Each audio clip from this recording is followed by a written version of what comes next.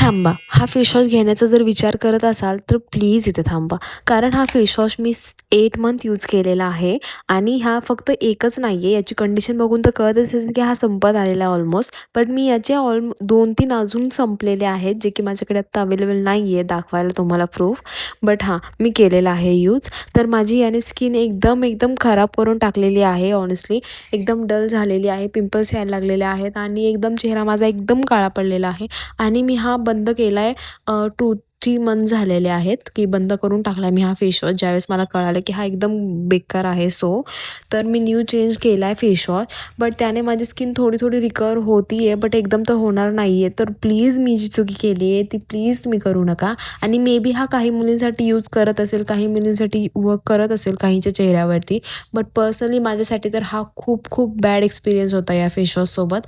की माझा चेहरा आहे, ड्राय स्किन आहे माझी. तर मे बी ऑइलीसाठी वर्क करत असेल, आय डोंट नो.